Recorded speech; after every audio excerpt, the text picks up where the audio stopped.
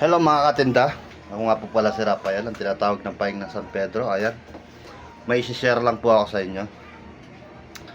May nakilala akong tao na ano daw, may kasabihan siya na habang bata ka mag-enjoy ka. Napaisip ako. Parehas naman kami may pamilya din siya. May anak, may asawa. Ang problema dun sa kasabihan, habang bata ka mag-enjoy ka. Paano yung mga anak mo at asawa mo, di ba? Kung ano-ano nga ilalagay mo sa katawan mo, di ba? Kaya pupunta ka sa mga lugar na ikaw lang ang masaya, kasama mo yung mga barkada mo.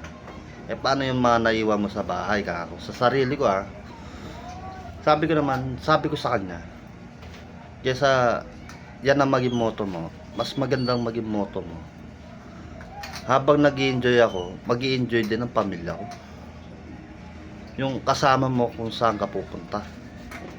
Hindi yung makikipaglaklaan ka ng alak. Kesa magsugal ka, ano na lang siguro, pamasyal kayo, ganyan, banding. Kesa yung makipag-inuman ka, magsugal ka, kasama mo, barkada mo, nag-enjoy ka, pero yung pamilya mo hindi, di ba? Mas maganda na yun ang maging motto mo. Habang nag-enjoy ako, at least kasama ko pamilya ko. Hindi yung nag-enjoy ka, kasama mo, barkada mo.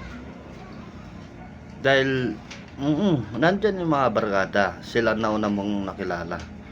Pero ang pamilya mo, ang anak at asawa mo, pag yan ang nawala sa'yo, tandaan mo, yung barkada mo may pamilya din yan, may asawa din yan, may anak.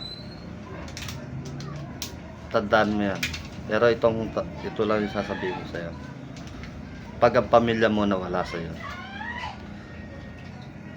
mahirap ka nang bumangon. Tandaan mo yan. Mas mabilis kang bumangon kung nandyan yung pamilya mo.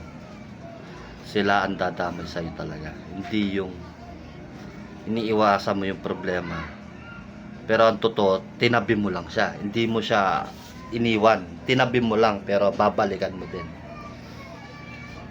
Yun ang pag pinag-usapan namin kahapon. May share ko lang po.